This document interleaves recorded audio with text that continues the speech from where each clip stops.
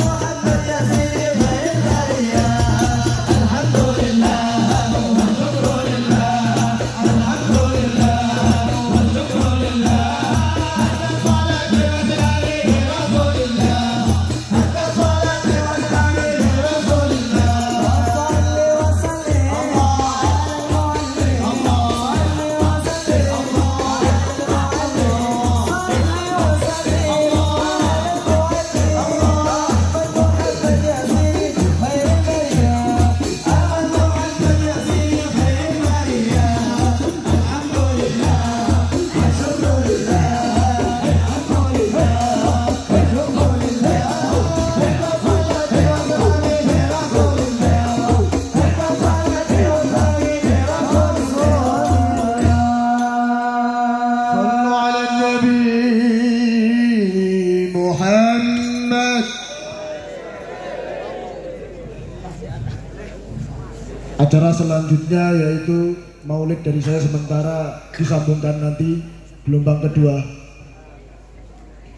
Setelah ini dilanjutkan oleh Kiai Zainal, Kiai Haji Zainal, kakak saya sendiri yang akan menyampaikan biografi tentang Abuya Syekh Muhammad Taifur Mawardi Al-Hafidh rahimahullah. Al-waqt hal yatafaddal. Maaf kurang memuaskan karena saya sakit perut, dari tadi saya sudah bilang. Suara tenggorokan lagi sakit juga. Insya Allah nanti setelah ini tak BAB dulu sehat, lanjut nanti lagi setelah habis sholat zuhur. Maaf sekali perut saya sakit dari tadi pagi. Tak ulangi nih ben marah. Hal tafadhol. Saya turun dulu. Assalamualaikum warahmatullahi wabarakatuh. Bismillahirrahmanirrahim.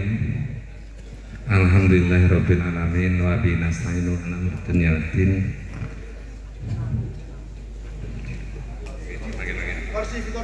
Salatu wassalamu ala habibina wa sayyidina Muhammadin sallallahu alaihi wasallam.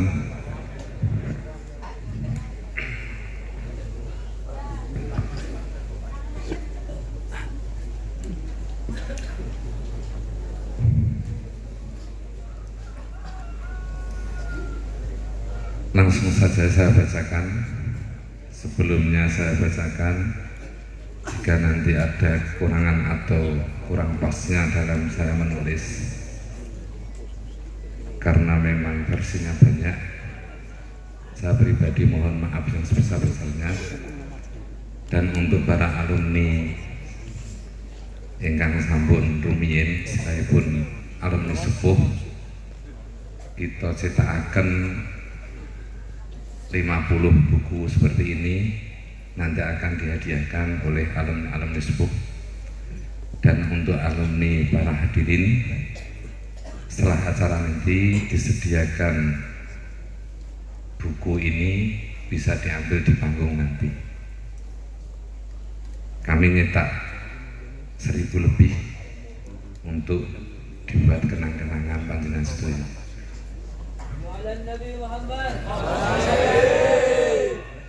Dan kami bedakan yang untuk umum itu tidak ada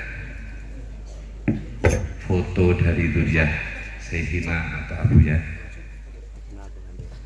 Yang untuk sesepuh kita beri foto semua Duriah. Dan kami sampaikan bahwa buku ini kita beri nama Rakse, kepanjangan dari Riyadhah ala Kiai Soleh.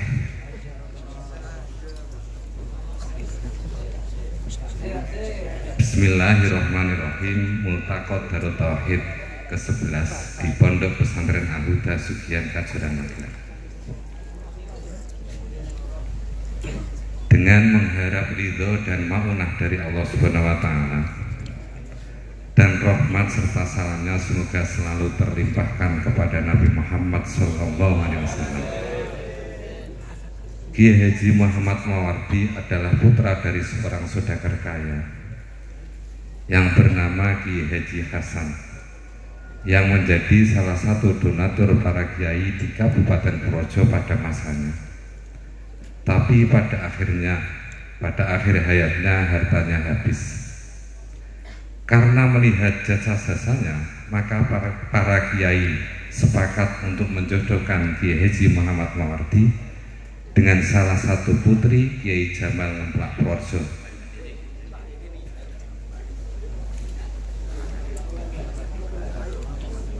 Yang masih keturunan dari Waliullah Kiai Haji Raden Mahfuro yang masyhur dengan panggilan Mbah Imam Puro. Perkawinan ini Kiai Haji Mawardi dikaruniai 2 putra, yaitu Kiai Mujazin, ayah dari Kiai Makhrus Kedungsari, dan Nyai Halimah, ibu dari Kiai Alfan Hudawlah Kedungsari. pada tahun 1945 istri beliau meninggal. Tapi karena keteguhan hati beliau, kemudian beliau melamar putri Ki Haji Muhsin Winong yang bernama Nyai Sifat Fatonah. Beliau adalah janda yang memiliki satu putri bernama Nyai Hajah Huzaimah. Nggih nyuwun apunten. Nyuwun apunten kula sekali-kali nyuwun. Kula niki sebetulnya murid para senior niki. Sing teng guru kula niku guru-guru sedaya. Tapi ini sekali-kali nih, ana murid ngitut gurune niki. Nyuwun apunten saestu.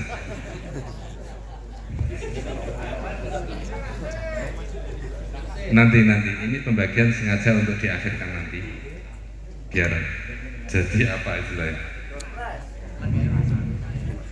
Pada tahun 1945 istri beliau meninggal, tapi karena keteguhan hati beliau, kemudian beliau melamar putri Ki Haji Muhsin Winong yang bernama Nyai Sifat Fatonah. Beliau adalah janda yang memiliki satu putri bernama Nyai Hajah Huzaimah, ibu dari Ki Haji Abdul Halim Sugiyan. Perkawinan ini Ki Haji Mawardi dikaruniai 7 putra, yaitu 1 Nyai Sa'adah Bener, 2 Nyai As'adah Kerendetan, 3 Ki Haji Muhammad Taifur Kedungsari, 4 Ki Haji Asmoi Kedungsari, 5 Ki Haji Ashuri Kedungsari, 6 Gus Yasin yang wafat ketika mondok di Lirap, 7 Gus Toha wafat saat masih kecil. Pada tahun 1955 ibunya Safat hamil putra yang ketiga. Karena hamil yang ini dirasakan beda dari kehamilan yang sebelumnya, maka beliau berinisiatif untuk meriadoi kehamilan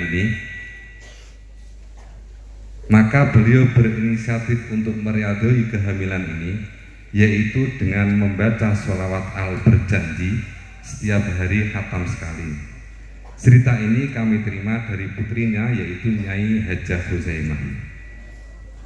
Pada hari Senin tanggal 8 Agustus tahun 55, Nyai Sifat melahirkan seorang bayi laki-laki yang pada awalnya tidak ada bedanya seperti bayi-bayi pada umumnya. Baru ketika umur 4 tahun mulai terlihat berbeda dengan anak sebayanya, yaitu cerdas dan selalu ingin maju. Dan pada tahun 1961 Ki Haji Abdul Hamid Kajuran menjodohkan Nyai Huzaimah dengan temannya, yaitu Kiai Nur Misbah, putra dari Kiai Haji Bakri, muassis Pondok Pesantren Al-Huda Sugiyan Magelang. Dan karena Kiai Haji Mawardi hidup dalam kemiskinan dan serba kekurangan, yang menurut cerita dari Nyai Huzaimah, keluarga ini sering tidak makan nasi beberapa hari dan merebus sirsat muda sebagai ganti makanan pokok. Maka Nyai Huzaimah atas dorongan suaminya mengusulkan untuk membawa adik-adiknya ke Sugiyan. Sebab nek nang Sugiyan senajan durung mesti ono duit, tapi yen mangan insyaallah turah-turah. Papar beliau. Sehingga pada tahun 1964 Taifur kecil dibawa beserta adik-adiknya dibawa ke Sugiyan. Mulai dari Sugiyan inilah Kiai Haji Taifur menimba ilmu tajwid dan mahros kepada Kiai Haji Ridwan Bakri, dan diteruskan kepada Kiai Haji Mansur Bakri. Kemudian ilmu fikih dan nahwunya kepada Kiai Haji Ali Bakri. Hafalan dan setoran belajar membaca kitab kuning, kitab dengan Kiai Nur Misbah. Abu Taifur berkisah, aku bisa ngaji berkah Mas Nur, dalam kurung Kiai Haji Nur Misbah. Ketika itu setiap aku ngaji setoran, sepisan diupai setali. Yen sedino aku setoran ping 4 diupai 4 tali. Yang mana 4 tali itu setara dengan 1000 di zaman sekarang. Hal ini cocok dengan makolahnya Imam Muhammad bin Muhammad Al-Ghazali yang artinya, saya mencari ilmu tidak karena Allah, tapi ilmulah yang menjadikan saya lillahi ta'ala. Sehingga beliau lulus MI sudah hafal Alfiyah Ibnu Malik dengan lancar. Sudah sepatutnya jika beliau sampai sekarang terkenal dengan wirainya, karena menurut cerita Kiai Nasihin Zain Sugian, jika taifur kecil ini akan memakan sesuatu yang haram, pada malam harinya selalu bermimpi makan kotoran ayam atau belek. Adapun sifat sakhoknya sudah kelihatan sejak di bangku MI Wali Songo, sebuah madrasah yang dulunya berbasis dan bermuatan kitab-kitab pesantren yang berdiri di atas tanahnya Ki Nur Misbah, yang pada akhirnya diwakafkan untuk MI Wali Songo. Yaitu di saat beliau mendapat kiriman dari sang ayah yaitu Kiai Haji Mawardi, seketika itu juga kirimannya dihabiskan untuk mentakdir teman-temannya ke warung dan makan sepuasnya. Tidak hanya sampai di situ, beliau juga memayorkan dalam kurung makan enak bersama, istilah pesantren, memayorkan teman-temannya di pesantren Al-Huda ketika itu. Hal ini dituturkan oleh teman-teman sebayanya yang juga dibenarkan oleh salah satu guru MI beliau yang sekarang masih hidup, yaitu Bapak Kiai Jamil Ngabian.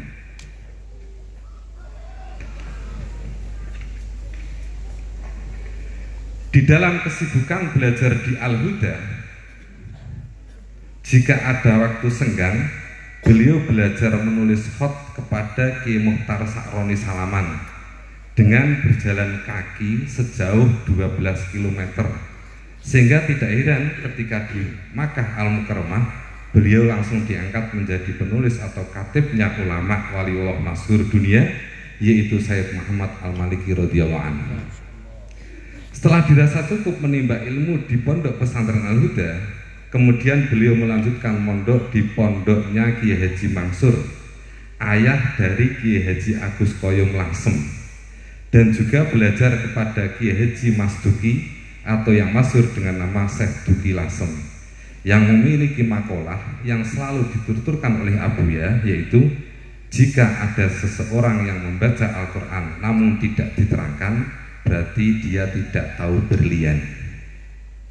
Kita semua tahu dan mengakui kealiman Abuya Kiai Taifur sulit dicari bandingannya, karena ketika mondok di Lasem, beliau pernah bermimpi minum air laut sampai air laut habis. Kemudian mimpi itu disampaikan kepada gurunya, yaitu Kiai Haji Mansur Lasem, dan beliau mengatakan bahwa anak ini akan menjadi seorang yang sangat alim. Cerita ini kami dapat dari salah satu sahabat dekat beliau sejak di Sugian sampai di Lasem, yaitu Kiai Haji Fatur Rahman Kepering, ayah dari Gus Rohan atau dalam kurung Gus Kantong. Dan Kiai Haji Fatur Rahman meyakini jika mimpi ini akan terwujud di kemudian hari, dan dia khawatir jika Abuya nanti jadi sosok yang masyhur, Abuya akan lupa kepadanya. Maka dia membuat kejadian supaya tidak dilupakan dengan cara tidak ada alasan apapun dia sering ngeblek atau menendang. Kemudian Abuya bingung, ada apa dengan teman saya yang satu ini kok tiba-tiba njutai saya. Kemudian Abuya bertanya kepada Kang Sonet, nama kecil Kiai Haji Fatur Rahman Kepering, kenapa toh kok Kang akhir-akhir ini sampean kok koyo ora seneng karo aku? Kiai Haji Fatur Rahman menjawab dengan mengeluarkan air mata, Mas Taifur, kula yakin menawi ngimpi panjenengan badhe terwujud, lan kula menakib menawi panjenengan sampun masyhur wonten ing langit lan bumi, kula khawatir jenengan boten ndongaaken kula sak anak putu.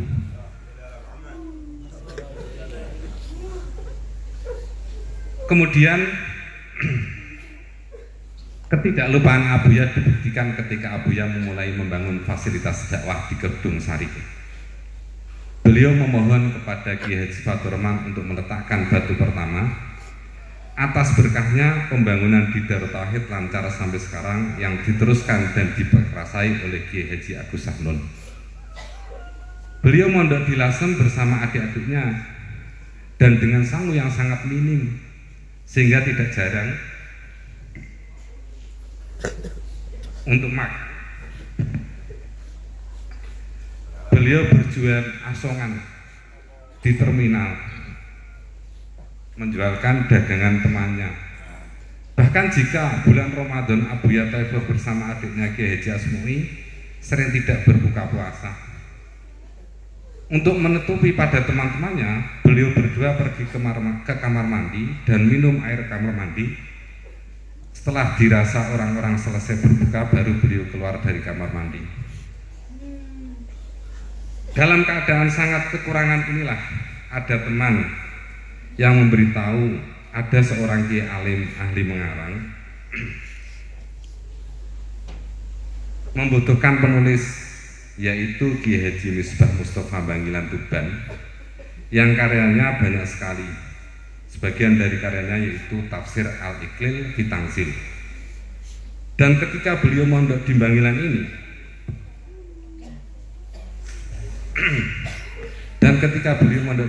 ini, ada kejadian yang harus kita tauladani, yaitu harus mendahulukan Allah dan Rasulnya. Ketika itu pada malam hari raya Idul Fitri, Abuya dan temannya Kiai Nasihin Zain Sugian akan membayar zakat, sementara beliau tidak punya apapun kecuali dua baju dan 2 sarung. Kemudian beliau menjual 1 sarungnya untuk zakat beliau berdua. Kemudian beliau juga sempat ikut kilatan di Kiai Haji Toha, Kacangan, Bendo, Ponorogo.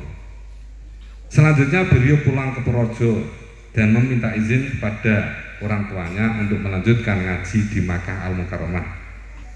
Karena tidak ada biaya, maka Kiai Haji Mardi menjual tanah yang seyogianya akan diberikan kepada beliau, akan diberikan kepada Abuya.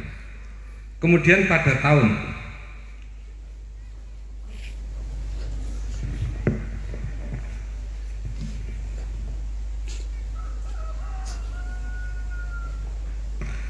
pada tahun 1974 Abuya berangkat ke Mekah Al-Mukarramah. Pada awalnya di Mekah beliau belum ada tujuan untuk berguru kepada siapa, dan yang dituju hanyalah Ka'bah dan Masjidil Haram. Kemudian Allah menemukan beliau dengan seorang alim waliullah ma'rifat billah, yaitu Sayyid Muhammad bin Alwi Al-Maliki Al-Hasani radhiyallahu anhu. Ketika itu Sayyid Muhammad melihat Abuya setoran kuku tujuan kepada Syekh Said Al-Yamani dengan lancar. Yang komentarnya Sayyid Muhammad ketika itu, menurut bahasa sini, anak ini menghafal seperti air mengalir. Sehingga Sayyid Muhammad meminta kepada Syekh Said supaya Abuya Thaifur menjadi muridnya.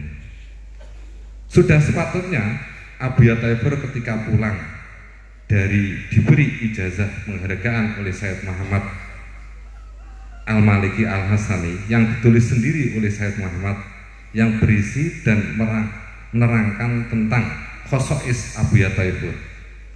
Dan ijazah ini semua kitab-kitab yang diajarkan di Pondok Rusaifah, serta ijazah beat torekoh-torekoh mutabaroh, terlebih torekoh-torekoh yang bersanad dari ulama kota Fas Maroko, yaitu tanah air Sayyid Muhammad Alawi Al-Maliki Al-Hasani. Dan perlu kami sampaikan bahwa anak-anak di kota Fas ini rata-rata umur 12 tahun sampai 14 tahun sudah hafal Al-Quran, dan umur 18 tahun sampai 20 tahun sudah hafal Kutubus Sittah. Setidak-tidaknya hafal kitab Sahih Bukhari Muslim.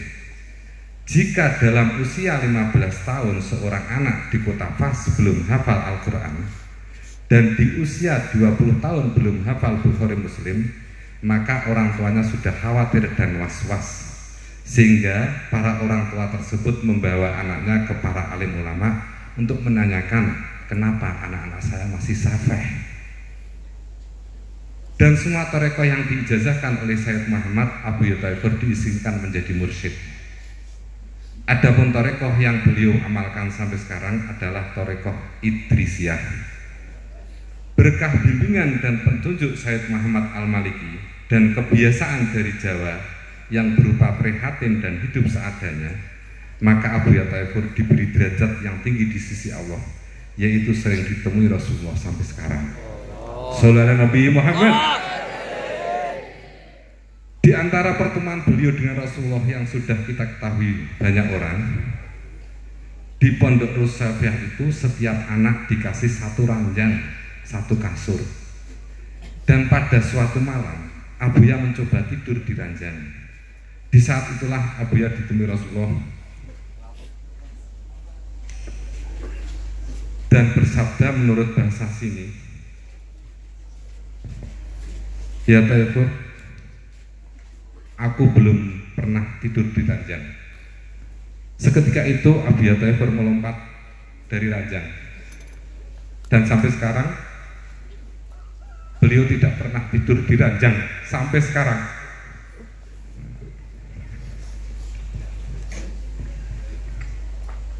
Beliau pernah ditemui Rasulullah dan beliau meminta ilmu, kemudian Rasulullah menjawab,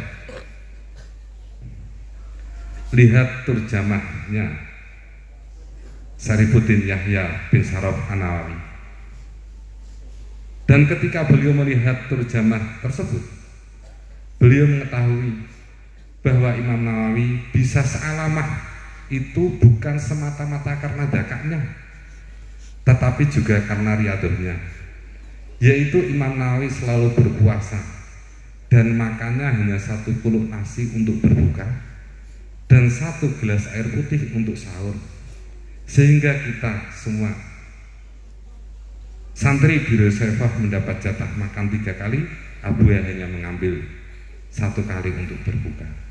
Dan masih banyak lagi, ini cerita ini gandengannya tapi saya ringkas. Dan masih banyak sekali pertemuan beliau dengan Rasulullah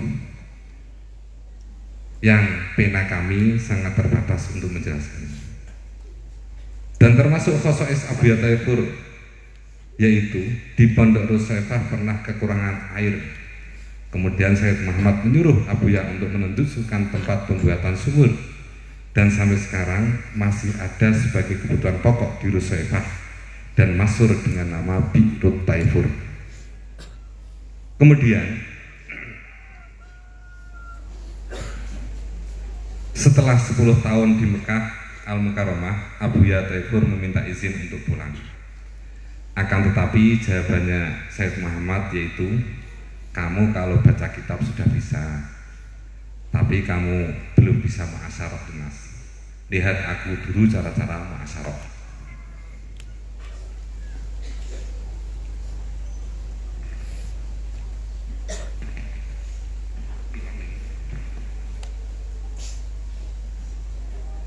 Malahan Abuya dijodohkan dengan salah satu santri putri Sayyid Muhammad, yaitu seorang gadis cantik asal Gresik, Jawa Timur, bernama Nyai Hajah Umi Kulsum. Kenapa kami tuturkan beliau adalah solehah? Karena ketika Abuya meminta izin pamit pulang, Sayyid Muhammad menyuruh beliau membaca sholawat azmiyah 5.000 kali. Dan ketika dapat separuh, ibunya Hajah Umi Kulsum ditemui Rasulullah Sallallahu Nabi Muhammad, dan tiba-tiba teman tasmek menghafal Al-Quran Abuya yang sekarang masih menjadi salah satu mufasir Al-Quran yang masih ahli sunnah, yaitu Sayyid Nabil, maka memberitahu jika Sayyid Muhammad sudah mengizinkan kamu pulang. Maka pada tahun 1987 Abuya Thaifur kontur ke jalan. Demikianlah manaqib ini kami susun dengan sangat ringkas. Jika terdapat kekurangan atau ketidakpasan, maka kami sangat menunggu dan menerima untuk diluruskan. Akhir kata, semoga manhaj ini bisa menjadi suri teladan bagi kita, dan semoga kita mendapat berkahnya dan mendapat petunjuk dari Allah Subhanahu wa taala. Ala hadiniyati sholihah. Al-Fatihah.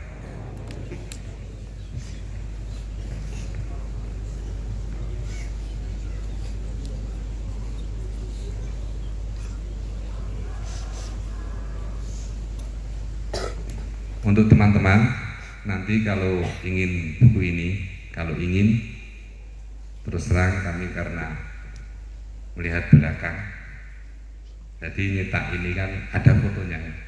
Ini kertas foto, ini kan agak mahal sedikit, maka kami cetak hanya 50 yang ada fotonya. Yang tidak ada fotonya kami cetak 1000 untuk umum, nanti bisa diambil. Setelah acaranya selesai, nanti kami sediakan di depan panggung jika ingin mengambilnya. Untuk yang saya guru-guru kula niki makin kula hadiah niki kami sediakan 50. Terus untuk acara selanjutnya ini kami sediakan apa namanya? Spot foto Sendang Abuya. Dulu Abuya ketika mandi sejak kecil di gedung itu. Di situ kami buat sebuah taman kecil. Jika kamu ingin foto, maka ke sana sambil menikmati kuliner yang kami sediakan. Tidak ada. Semua insya Allah gratis ini. Terus nanti acaranya setelah ini kita sholat zuhur, kita ramah tamah sambil menikmati apa adanya. Setelah ramah tamah, nanti sholat zuhur, terus acara dilanjutkan oleh Gus Sanun sambil menunggu Abuya. Gitu ya. Wonten guru-guru ini. Tapi wali.